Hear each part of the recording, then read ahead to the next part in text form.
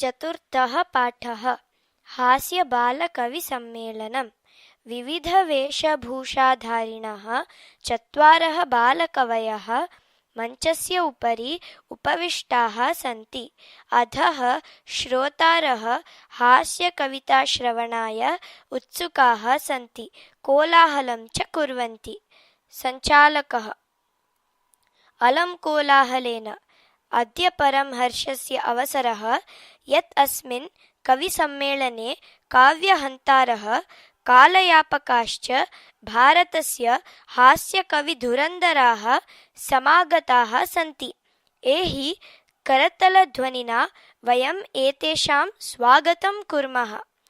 गजाधरः: सर्वेभ्यो रसिकेभ्यो नमो नमः। प्रथमं तावत् अहम् आधुनिकं वैद्यम् उद्दिश्य स्वकीयं काव्यं श्रावयामि। वैद्यराजन्नमस्तुभ्यं यमराजसहोदर, यमस्तु हरति प्राणान् वैद्यः प्राणान् धनानि च।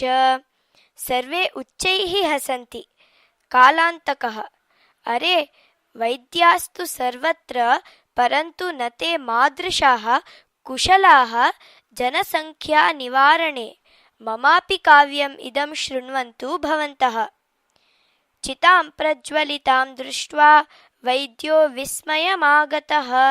नाहं गतो न मे भ्राता कस्येदं हस्तलाघवम्। सर्वे पुनः हसन्ति। तुन्दिलः तुन्दस्य उपरि हस्तम् आवर्तयन्: तुन्दिलोऽहं भोः, ममापि इदं काव्यं श्रूयतां, जीवने धार्यतां च। परान्नं प्राप्य दुर्बुद्धे मा शरीरे दयां कुरु। परान्नं दुर्लभं लोके शरीराणि पुनः पुनः। सर्वे पुनः अट्टहासं कुर्वन्ति।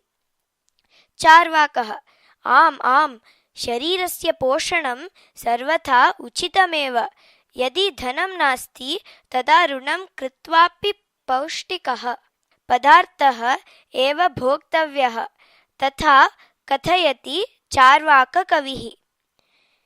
यावत् जीवेत् सुखं जीवेत्, ऋणं कृत्वा घृतं पिबेत्।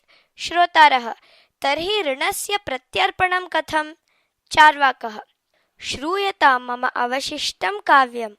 घृतं पीत्वा श्रमं कृत्वा ऋणं प्रत्यर्पयेत् जनः। काव्यपाठश्रवणेन उत्प्रेरितः एकः बालकोऽपि आशुकवितां रचयति, हासपूर्वकं च श्रावयति। बालकः: श्रूयतां श्रूयतां भोः, ममापि काव्यम्। गजाधरं कविं चैव तुन्दिलं भोज्यलोलुपं, कालान्तकं तथा वैद्यं चार्वाकं च नमाम्यहम्। काव्यं श्रावयित्वा हा हा हा इति कृत्वा हसति। अन्ये चापि हसन्ति। सर्वे गृहं गच्छन्ति।